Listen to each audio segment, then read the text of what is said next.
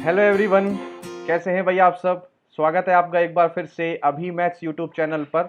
और मैं अभिषेक शर्मा। आज का जो सेशन है वो आपने देख लिया होगा थंबनेल में, और आपने स्क्रीन पर भी आप देख रहे होंगे।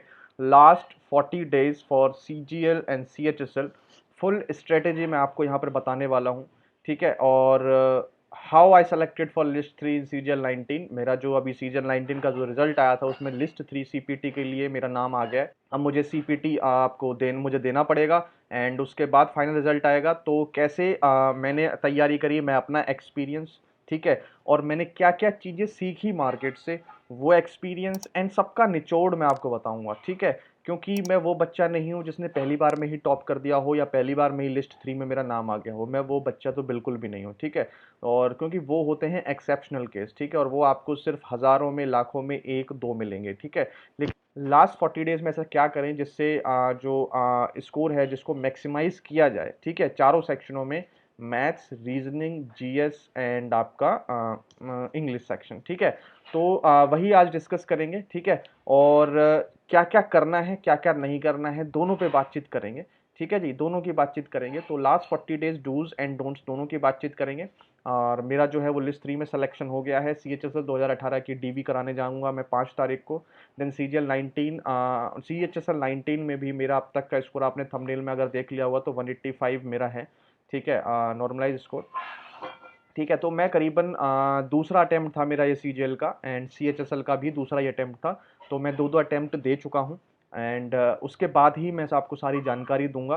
तो अगर आपको अच्छा लगे तो प्लीज़ इस चैनल को सब्सक्राइब कर लेना, और सेशन को लाइक करना मत भूलना, और ज़्यादा से ज़्यादा शेयर करना अगर वैल्यूएबल हो तो। ठीक है। और मेरे चैनल पर ज़्यादा से ज़्यादा बच्चे जो हैं वो DFCCIL के लिए जुड़े हुए हैं। DFCCIL के लिए मैंने प्रैक्टिस सीरीज़ चलाई हुई है। पिछले 1 डेढ़ महीने से मैं DFCCIL पर वर्क कर रहा हूँ, मैथ्स की, रीजनिंग की। ठीक है। तो अगर आप DFCCIL की प्रैक्टिस कर रहे हैं तो आप वहाँ से मेरी प्लेलिस्ट में जाके आप कर सकते हैं। और CGL 19 के प्री के सारे पेपर, मेंस के सारे पेपर, मैथ्स के शिफ्ट वाइज, वो भी मैंने अपने चैनल पर अपलोड कर रखे हैं। अगर आपको अच्छा लगे तो आप वहाँ से जाना, एक प्लेलिस्ट बनी हुई है CGL 19 प्री के करके मैथ्स की शिफ्ट वाइज। आप वहाँ से एक एक शिफ्ट वाइज कर सकते हैं। ठीक है, अगर आपको करने हैं तो। ठीक है भाई। तो एक चीज़ और बता देता हूँ आपको। जो टेक्स्ट बुक है, टेक्स्ट बुक से अगर आपको परचेस करना है DFCCIL की मॉक अगर आपको परचेस करनी है तो वो टेक्स्ट बुक से परचेस कर लेना। ठीक है। आपको बहुत सारे टेस्ट मिलते हैं, junior executive, mechanical, mechanical junior engineer, हर तरीके का आपको टेस्ट मिलेगा। DFCCIL एग्जीक्यूटिव BD के लिए भी 137 टेस्ट हैं, और एक बार अगर आप पास ले लेंगे देन आप DFCCIL, SSC, CGL, SSC, CHSL जिसका भी मौका आप देना चाहते हैं, बैंक का हो, SSC का हो, रेलवे का हो या DFCCIL का हो, आप वहाँ से जाके दे सकते हैं। और टेस्ट बुक सबसे ज़्यादा आपको मॉक देता है। ठीक है। सबसे ज़्यादा मॉक आपको टेक्स्ट बुक ही देता है। तो अगर आपको परचेस करना है तो आप यहाँ से परचेस कर लेना टेक्स्ट बुक का। ठीक है भाई। 299 का आपका ईयरली पास है, जिसमें अगर आप मेरा कोड लगाएंगे अभी 10 तो आपको 30 रुपये का एक्स्ट्रा क्या मिलेगा, ऑफ मिल जाएगा। ठीक है। तो अगर आपको परचेस करना है, और परचेस तो करना ही है, अगर आप SSC के भी बच्चे हैं तो SSC के बच्चे हो तो भी आपको टेक्स्ट बुक की बहुत ज़रूरत पड़ेगी। ठीक है। रेलवे की भी डेट आ गई है भाई 7th फेज की।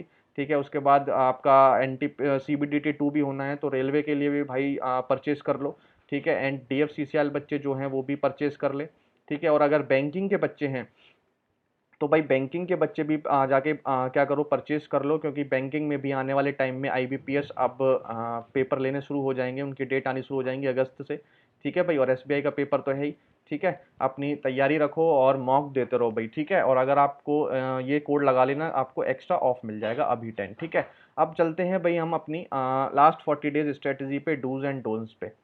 देखो, मैं अपना पूरा शेयर करता हूँ हर चीज़। ठीक है। आपको क्या करना है, क्या नहीं करना है। ठीक है। मेरे जो CGL 19 में जो मेरा स्कोर रहा था मैथ्स में, वो 47.5 रहा था। मेरा एक क्वेश्चन क्या हुआ था, गलत हो गया था, और बहुत ही सिली मिस्टेक से वो मैंने क्वेश्चन गलत कर दिया था। तो सबसे पहली बात जो आपको कोई भी यूट्यूब पे टीचर नहीं बताएगा, आपको जो पेपर टाइम पे आपको जितना काम और जितना कंपोज आप रहेंगे उतना आपके नंबर बढ़ेंगे। ठीक है। और जितनी आपके अंदर नर्व्स होंगी, मतलब जितनी घबराहट आपके अंदर होगी, उससे आपके 1 2 3 4 गलत होने के चांसेस रहते हैं क्वेश्चनों के। ठीक है। जितना आप काम कंपोज रह के पेपर देने की कोशिश करेंगे उतना ही आगे जाएंगे, और जितना घबराएंगे और गड़बड़ आपको घबराहट अगर पेपर में हो गई तो आप उतना ही नीचे आ जाएंगे। बस टॉपर और एक मीडियोकर बच्चे में इतना ही डिफरेंस होता है। टॉपर अपने आप को हर तरीके से मेंटली और एकदम फिजिकली आप हर चीज में वो ऊपर रहता है एक मीडियोकर बच्चे से। ठीक है। तो आपको अपने दिमाग को शांत रखने के लिए भी काम करना है। देखो, सबसे पहले मैंने ये बात आपसे क्यों की है, कोई भी नहीं बताता है, और ये मैंने खुद फेस करी है। या तो पता नहीं मेरे अंदर ऐसा कुछ था, लेकिन मैंने मैक्सिमम बच्चे यही देखे हैं कि घबराहट की वजह से आता उनको सब कुछ है, घबराहट की वजह से उनके जो नर्व्स पे उनके कंट्रोल नहीं होते हैं, थोड़ी बेचैनी सी होती रहती है। उन क्वेश्चन जो नहीं आता ना उस टाइम पे, वो भी क्वेश्चन जो आता है ना वो भी नहीं हो पाते उन पे। ठीक है। मेरे साथ भी ऐसा हुआ है, जब शुरू शुरू में मैंने एग्जाम देता था तो मुझे आते हुए क्वेश्चन के भी आंसर नहीं निकाल पाता था मैं। तो सबसे बड़ा रीजन यही रहता है जो मैंने समझा है, काम कंपोज जितना आप रहेंगे उतना ही आप स्कोर अच्छा करेंगे, मैक्सिमाइज करेंगे। ठीक है। और इसके लिए आप मेडिटेशन कर सकते हैं 10 से 15 मिनट की। ये हर चीज हर हर किसी को पता होता है। ठीक है। लेकिन इस पे काम कोई भी नहीं करता है। आप बेशक आधा घंटा कम पढ़ो, लेकिन 15-20 मिनट अगर आप मेडिटेशन को दे देंगे ना, तो आप जितना पढ़ेंगे उतना पेपर में जरूर लेके आ सकते हैं। ठीक है। तो मेरी बात आपको थोड़ी ऑफ लग रही होगी पिच से, लेकिन बहुत इंपॉर्टेंट है। ठीक है। इसके बाद मैं आपको क्या बता रहा हूँ कि अब जैसे 40 दिन बच गए हैं, मेरी भी वीडियो आई है, हर किसी की वीडियो आ रही है, मेरी तो बहुत बाद में आ रही है, खैर। ठीक है। हर किसी की वीडियो आ रही है, लास्ट 40 दिन में क्या करें, लास्ट 40 दिन में आपका ये कोर्स आ रहा है, ये ले लें, वो चीज़ें आ रही हैं वो ले लें, यहाँ से ट्राई कर लें, वहाँ से ट्राई कर लें, ये काम कर लेंगे तो सिलेक्शन हो जाएगा, अगर आप ये वाला कोर्स ले लेंगे तो सिलेक्शन हो जाएगा, अगर आप यहाँ से पढ़ लें तो ये सिलेक्शन हो जाएगा, अगर आपने प्रॉफिट लॉस इस टीचर से नहीं इस टीचर से पढ़ रखा है तो ही आपका सिलेक्शन होगा। इन बातों से आप क्या करो, अपना दिमाग को हटा लो। मैं यहाँ पर किसी की भी प्रमोशन करने नहीं आ रहा हूँ, कोई भी कोर्स लेके नहीं आ रहा हूँ। मैं आपको जेन्युइन जो भी मैंने फील किया है अपने टाइम पे, मैं उस चीज़ को लेके आ रहा हूँ। अगर आप अब भी किसी वीडियो कोर्स को देखने की सोच रहे हैं तो आप मान लीजिए कि आप 2020 की तैयारी नहीं, फिर आप 2021 की ही तैयारी कर रहे हैं। ठीक है। ये मेरी बातें आपको कड़वी लग रही होंगी, लेकिन ये फैक्चुअल बात है। कोई भी कोर्स आपको परचेज नहीं करना है अगर आप मेरी मानो इस टाइम पे, टाइम को देख के। ये जो टाइम है, जो 40 दिन बचे हैं, कोई भी गलती से भी कोई कोर्स मत ले लेना। ठीक है। नहीं तो आप फिर ये मत कहना, आपका मर्जी है आप ले लो, फिर ये मत कहना कि इतना स्कोर कम आ गया, इतना डाउन आ गया। जिस भी टीचर का कोर्स कर रहे हो, जिस भी टीचर का कोर्स देख रहे हो, सबको बंद करके रख दो, सबको बंद करके रख दो। ये पर्सनल एक्सपीरियंस है मेरा, मैंने भी बहुत कोर्स देखे हैं, बहुत कोर्स की वीडियोस देखी हैं, हर चीज मैंने देखी है, ऐसा नहीं है। मैं यहाँ पर लगा लो 2 मैंने अटेम्प्ट दिए हैं, तो मैं आप जान सकते हो कि मैं हर जगह का पानी पी चुका हूँ। तभी मैं आपको बता रहा हूँ कि कोई भी अगर आपको कोर्स दे रहा है, बेच रहा है, तो प्लीज़ अभी मत लो। क्योंकि ये टाइम कोर्स करने का नहीं है, ये टाइम प्रैक्टिस करने का है, रिवीजन करने का है। और अगर इसमें कोर्स में फंस गए तो आपको क्या लगेगा, एक छोटी सी थोड़ी 2-3 मिनट की बात करता हूँ। मान लो आपने कोर्स ले लिया, ठीक है, आपने देख लिया कोई टीचर आया है, बहुत नाम है उनका, और आपने उनका कोर्स परचेज कर लिया। ठीक है, कर लिया आपने परचेज। ठीक है।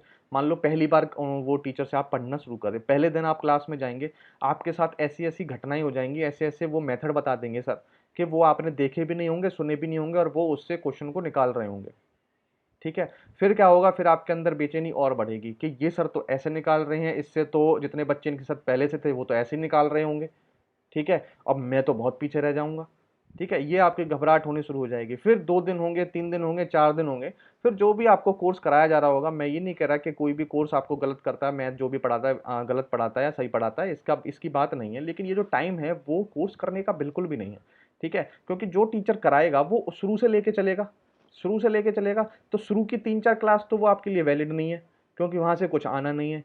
ठीक है। उसके बाद जो बीच की क्लास होती हैं, वो टीचर कहाँ कहाँ से क्वेश्चन उठा के लाएगा वो आपको पता नहीं है, वो कहीं कैट के करा रहा होगा, कहीं कुछ के, कहीं के, कहीं के, कहीं के, तो उनका कोई मतलब नहीं है। तो इसीलिए अभी किसी भी टीचर की अगर वीडियो आप नहीं देखते हैं उस टीचर की, तो देखो ही मत। ठीक है। और अगर देखते हैं तो उनको ही देखो, एक को ही प्रेफर, अगर जो आपने कर रखे हैं उनको ही प्रेफर करना। और लेकिन कोर्स अभी उनका भी मत देखना जिनको प्रेफर कर रहे हो। मैं आपको बताता हूँ, रियलिटी अब बहुत आएंगे कि 10 दिन क्लास चलेंगी, 10 दिन में प्रैक्टिस करा दी जाएगी, 15 दिन में। आपको क्या लगता है कि 15 दिन की प्रैक्टिस करने से जो कोई भी सर आएंगे उनके प्रैक्टिस करने से आपका सिलेक्शन हो जाएगा? आपका सिलेक्शन हो जाएगा? अगर आप पहली बार दे रहे हो तो ऐसा करो, आप उनको कोर्स ले लो, और जो वो करवा रहे हैं उनको करके देखो, और फिर देखना कि आपका स्कोर मैक्सिमम आ रहा है या किसी और का बच्चे का मैक्सिमम आ रहा है। ठीक है। तो सबसे पहली तो आपको ये बात है कि किसी भी कोर्स में तो आपको फंसना है नहीं। तो जो डोंट में पहली मैं पॉइंट बोल रहा हूँ, आपको कोई भी कोर्स बाई नहीं करना है, चाहे वो रीजनिंग का हो, चाहे वो मैथ्स का हो, चाहे वो जीएस का हो, चाहे वो इंग्लिश का हो, कोई भी कोर्स नहीं। और अगर कोर्स लेना है तो आप ले लीजिए, फिर आप ये मत कहना कि आप गाइड नहीं किया या किसी तरीके से कोई चीज़ बता नहीं रहा। मैं बता रहा हूँ, अगर आपकी इच्छा है तो आप ले लेना। ठीक है। पहली रही कोर्स की बात, कुछ भी मत करो अभी कोर्स वाले वगैरह, जो भी वीडियो देखते थे बंद कर दो। और अगर कोई भी टॉपिक, एक या दो टॉपिक, मैक्सिमम दो टॉपिक अगर रह गए हैं, मान लो किसी का एलजेब्रा रह गया है, किसी की ज्योमेट्री रह गई है, किसी का मेंसुरेशन रह गया है, सारे नहीं रहने चाहिए। अगर सारे ही रह गए तो फिर भाई बहुत देर होने वाली है। अगर किसी का एक आधा टॉपिक ऐसा रह गया है जहाँ से क्वेश्चन आता है बहुत, जहाँ से बल्क आता है, ये नहीं कह रहा अगर आपकी कोऑर्डिनेट ज्योमेट्री रह गई है तो कोऑर्डिनेट ज्योमेट्री ढूंढनी शुरू कर दो। कोऑर्डिनेट ज्योमेट्री से भैया प्री में मुश्किल से मुश्किल किसी भी शिफ्ट में आया तो एक क्वेश्चन आया, और मेंस में भी आएगा तो एक क्वेश्चन आएगा। तो एक या दो क्वेश्चन करने में आप किसी की भी वीडियो अगर कोऑर्डिनेट ज्योमेट्री उठा के देखेंगे तो वो हर किसी ने 10-10 घंटे 8-8 घंटे आपको पढ़ा रखा होगा। तो देख लो, करना है तो मेरे ख्याल से वेस्टेज ऑफ टाइम है। ठीक है। इससे बढ़िया तो अलजेब्रा करो, मेंसुरेशन करो, ज्योमेट्री करो, क्योंकि बल्क में 5-5 क्वेश्चन, 6-6 क्वेश्चन, 7-7 क्वेश्चन ज्योमेट्री से आते हैं। ठीक है। करना है तो वो करो, कोऑर्डिनेट ज्योमेट्री वगैरह नहीं करना। ठीक है। तो सबसे पहले टारगेट करो उन चैप्टरों के जो चैप्टर का क्वेश्चन जो है वो बल्क में आ रहे हैं, और जो छोटे छोटे चैप्टर हैं उनको अभी टारगेट बिल्कुल मत करो। ठीक है। बिल्कुल समझ रहे हो बात। तो सबसे पहले आपको करना है कि जो भी टॉपिक आपके बचे हुए हैं मैथ्स के अंदर, मैं बता लेता हूँ पहले सारी चीजें मैथ्स के अंदर, मैं ये डूज एंड डोंट बता रहा हूँ। जितने भी टॉपिक बचे हुए हैं एक या दो, उनको कंप्लीट कर लो। ठीक है। उनको कंप्लीट कर लो फटाफट से, जहां से भी आप कर रहे थे वहां से कंप्लीट कर लो। ठीक है। सेकंड जो आपको करना है, सेकंड काम आपको क्या करना है मैथ्स के लिए, ठीक है, आपको क्या करना है, प्रीवियस ईयर आप शुरू कर देने हैं, प्रीवियस ईयर के मॉक शुरू कर देने हैं। ठीक है। प्रीवियस ईयर के मॉक आपको शुरू कर देने हैं। जब से भी, अब आज वीडियो देख रहे हो, कल से अपना टाइम टेबल बना लो, मंडे से प्रीवियस ईयर के मॉक स्टार्ट कर दो। मंडे से मैंने ऐसा ही किया था, जब लास्ट के 30-40 डेज बन गए थे, मैंने प्रीवियस ईयर के मॉक देने स्टार्ट कर दिए थे। अब उसमें भी आपको टारगेट करना है, मैं ये नहीं कह रहा सिर्फ सीजीएल नहीं, सीजीएल नहीं, सीएचएसएल, सीजीएल, सीपीओ। सीपीओ में आती है मैथ और इंग्लिश। एटलीस्ट मैंने मैथ और इंग्लिश तो करी थी सीपीओ से भी, सीपीओ के मॉक देता था मैं। ठीक है। सीजीएल 18, सीजीएल 19, ये दो। ठीक है। प्री प्री की बात हो रही है। सीएचएसएल 18, सीएचएसएल 19, 20 का तो नहीं हो पाएगा तब तक, 20 का वो भी आंसर की भी नहीं आएगी ये। तो 18-19, 18-19 और सीपीओ 19-20 कर लो, सीपीओ को 19-20 कर लो। चलो, तो इनका टारगेट बना लो कि ये पेपर जितने भी हैं प्री में, या जो पहला पेपर हुआ था टीयर 1 का, इन सब का ये सारे खत्म करके जाओ, ये सारे खत्म करके जाओ। और मैं आपको बता रहा हूं, अगर आप ये सारे खत्म करके चले जाते हैं ना, और इनमें जो जो क्वेश्चन डाउट है उनको अच्छी तरह रिवीजन करके चले जाते हैं, मैं आपको बता रहा हूं, आपको इस पेपर में मैथ्स में 50 आउट ऑफ से 50 लेने से कोई भी नहीं रोक सकता, कोई भी। और अगर आप कोर्स करने जाओगे उसकी गारंटी तो कोई भी नहीं ले सकता। ठीक है।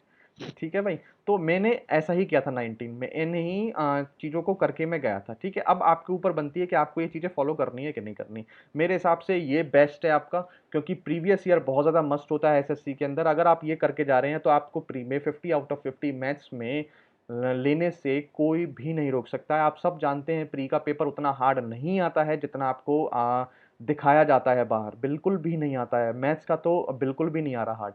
अगर एक आधी शिफ्ट हार्ड आ भी जाती है, मान लो एक आधी शिफ्ट में, जैसे पिछली बार भी आई थी, एक आधी शिफ्ट में बच्चों के एवरेज स्कोर 28 या 30 रह गया था। ठीक है। 15 क्वेश्चन 17 क्वेश्चन ही वो अटेम्प्ट करके आए थे, मान लिया मैंने कि आपका भी रह गया। वैसे आपका रहेगा नहीं, अगर आप ये चीज़ें लगा के जाएंगे आप आसानी से 40 प्लस कूद जाएंगे।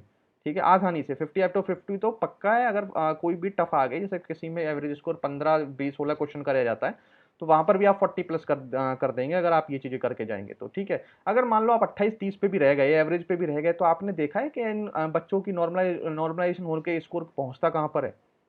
ये वाला बच्चा अगर 140 भी लाता है ना, और यहाँ पर मैथ में उनके 28-30 ये एवरेज आ रहा है, और कोई आसान शिफ्ट आ जाती है, तो 140 वाला बच्चा 190 तक पहुंच जाता है।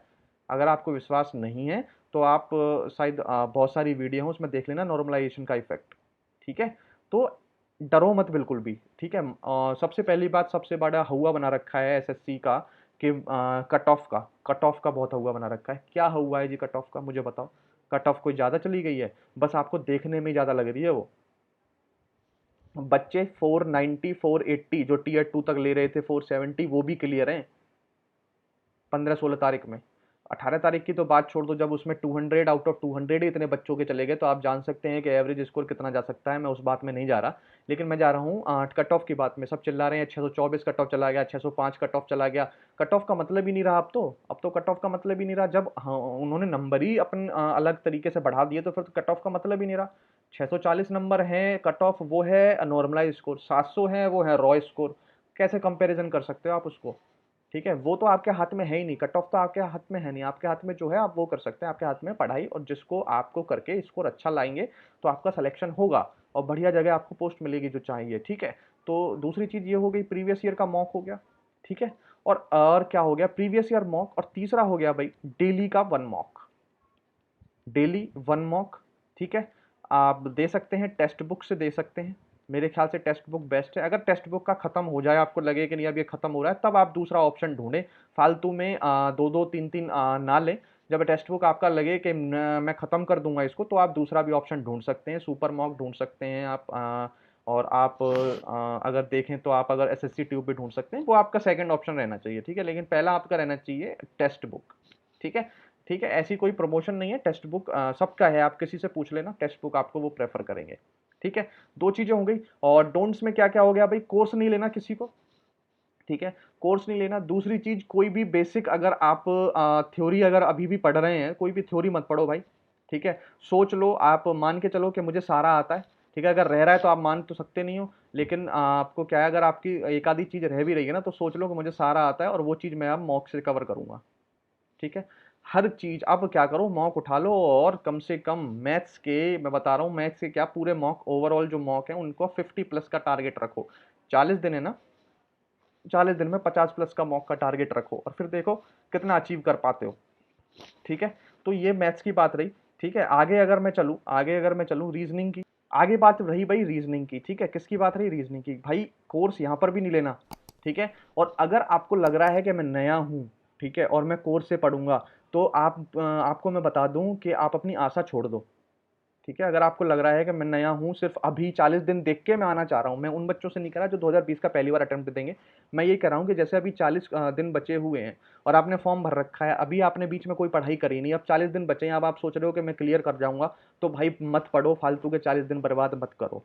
ठीक है, बिल्कुल भी बर्बाद मत करो 40 दिन फालतू में। आप कोर्स लेंगे, उनका फायदा होगा, आपका नुकसान होगा। आप फालतू के 40 दिन अपने पूरी मेहनत करेंगे, होगा होगा कुछ नहीं।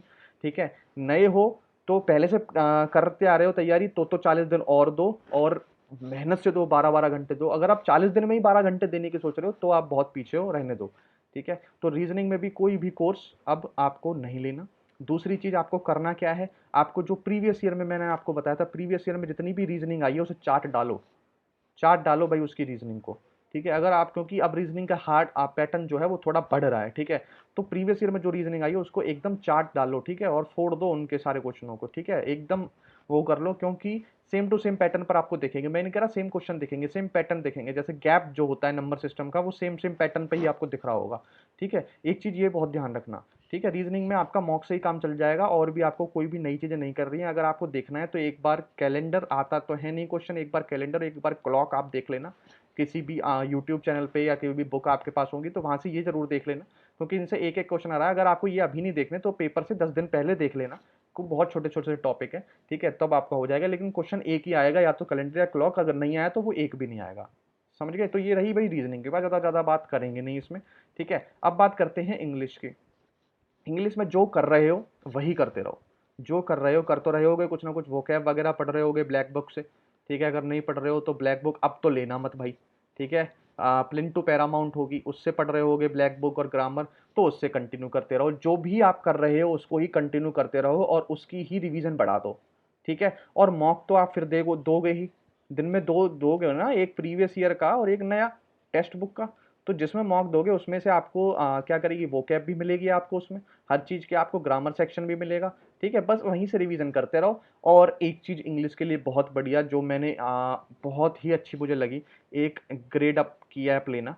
ये कोई भी प्रमोशन नहीं है, ग्रेड अप की ऐप लेना। ग्रेड अप की ऐप डाउनलोड करके उसमें आप जाना, किसमें, सेक्शन वाइज में जाना, सेक्शन वाइज होता है, उसमें प्रैक्टिस होती है, सेक्शन वाइज प्रैक्टिस करके होता है एक, उसमें जाना इंग्लिश सेक्शन में। इंग्लिश सेक्शन में भी उसमें आपको सेक्शन वाइज वो मिलेंगे कि आपको एरर की करनी है प्रैक्टिस, या आपको टेंस की प्रैक्टिस करनी है, या आपको एक्टिव पैसिव की प्रैक्टिस करनी है, या आपको आरसी देखने हैं, या आपको वोकैब देखनी है, सब आपके पास होगा।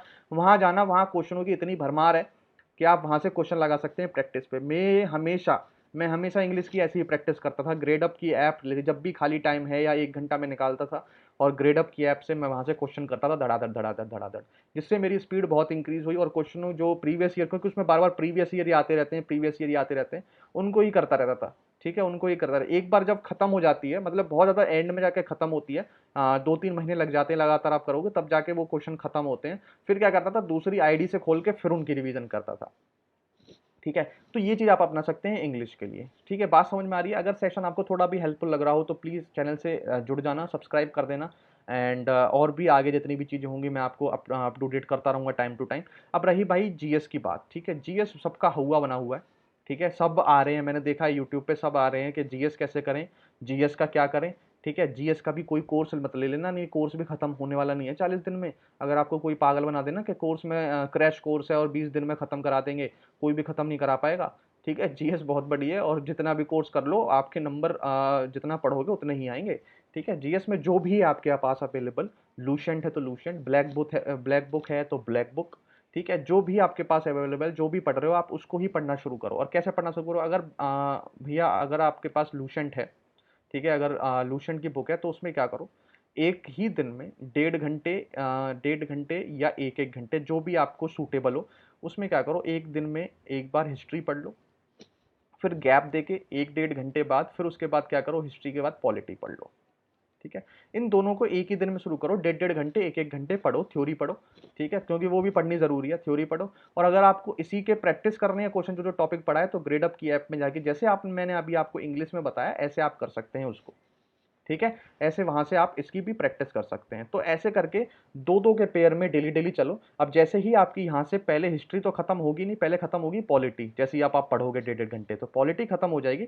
पॉलिटी की जगह यहाँ से ज्योग्राफी जोड़ लेना और यहाँ हिस्ट्री चल देना। अब ज्योग्राफी खत्म नहीं होगी, अब हिस्ट्री खत्म होगी। अब यहाँ से क्या करना, यहाँ से आप बायो करने लगना, और यहाँ जियो खत्म करने। अब ये जियो खत्म होगी, फिर यहाँ पर क्या करना, केमिस्ट्री कर लेना। ऐसे ऐसे दो दो के पेयर में चलते जाओ, जेन्युइनली फायदा होगा, जेनुअनली फायदा होगा आपको, और बहुत इंक्रीज होगा इससे क्वेश्चन। और क्वेश्चन कहाँ से प्रैक्टिस करने हैं, अगर आपके पास ब्लैक बुक है तो ब्लैक बुक से। ठीक है, और अगर नहीं लिया तो ब्लैक बुक आप ले सकते हो, क्योंकि उसमें सारे क्वेश्चन ही क्वेश्चन है, उसको ले सकते हो। ठीक है, मैथ्स की बुक नहीं लेना अभी कोई, ब्लैक बुक आप ले सकते हो। ठीक है, और अगर ग्रेड अप है, ग्रेड अप की ऐप डाउनलोड करके तो वहाँ से आप जा सकते हैं सब्जेक्ट वाइज क्यूज में। ठीक है, वहाँ से आप कर सकते हैं प्रैक्टिस। ठीक है, ये रही भाई जीएस की बात। ठीक है, इंग्लिश की होगी, रीजनिंग की होगी, मैथ्स की होगी, जीएस की होगी। ठीक है, तो मेन बात ही यही थी भाई सारी। ठीक है, तो यही मेरी स्ट्रेटेजी थी, मैंने पूरी बता दिया, थोड़ी वीडियो लंबी हो गई होगी। ठीक है, बट आप इसी स्ट्रेटेजी को फॉलो करो, और मैं बता रहा हूँ आपको ज़रूर फ़ायदा होगा। ठीक है, और बाहर की बातें सुनना, मोबाइल और फेसबुक इंस्टा एंड व्हाट्सअप तो रखो, फेसबुक इंस्टा को अभी क्या करो, थोड़ी देर के लिए लॉग आउट हो जाओ वहाँ से। ठीक है, अभी आपके मतलब नहीं होना चाहिए फेसबुक पे क्या हो रहा है, इंस्टा पे क्या हो रहा है, ट्विटर पे क्या हो रहा है, आपको कोई मतलब नहीं होना चाहिए। 40 दिन बचे हैं, 40 दिन प्योर पढ़ाई करो भाई, 10-10 12-12 घंटे जितना भी मैक्सिमम दे सकते हो मैक्सिमम दो। क्योंकि आपको रियलिटी बताऊं, अगर ये वाला चांस भी आपसे निकल गया 2020 वाला, तो आने वाले 2-3 साल आपकी नौकरी नहीं लग पाएगी, क्योंकि 2020 वालों को ही नौकरी जाके 2021 लास्ट या 22 में मिलेगी। ये फैक्ट है, क्योंकि अभी तो 19 वाले ही नहीं लगे हैं। ठीक है, 19 वाले ही जाके लगेंगे 2021 के लास्ट या 2022 के शुरू में। तो आप समझो 20 वाले लगेंगे 2022 के लास्ट या 2023 के शुरू में। तो अगर आपसे ये भी चांस गया तो आप गए अगले 3-4 साल के लिए। ठीक है, समझो बात को, तो बहुत ही प्रीसियस टाइम है। ठीक है, और इन चीज़ों को करो। और उसके बाद 9 तारीख को स्कोर आएगा, तो 9 तारीख को मैं आपको अपना स्कोर भी बता दूंगा भाई। ठीक है, और अगर आप मेरे चैनल से जुड़ना चाहते हैं तो आप चैनल को सब्सक्राइब ज़रूर कर लेना। ठीक है, और बेल आइकन की घंटी बजा देना, साथ ही साथ अपडेट आती रहेंगी। DFCCIL का अगर आपने फॉर्म भरा है तो जुड़ जाना भाइयों, क्योंकि मैं वहाँ से प्रैक्टिस करा देता हूँ मैथ्स की, रीजनिंग की। ठीक है, और बैंकिंग की भी, एसबीआई की मैंने बहुत वीडियो डाल रखी हैं। और अगर आपको SSC CGL के प्रीवियस ईयर करने हैं तो मेरे प्लेलिस्ट में जाके आप देख सकते हैं प्री के और मेंस के 15, 16, 18 नवंबर के मेंस के शिफ्ट वाइज, एंड आपके प्री के शिफ्ट वाइज सारे के सारे मैंने अपलोड कर दिए हैं अपने ही चैनल पर। ठीक है, तो मेरे ख्याल से बहुत हो गया आज के लिए, इतना ही। Thank you, have a nice day. मिलते हैं अगले सेशन के ऊपर। जय हिंद।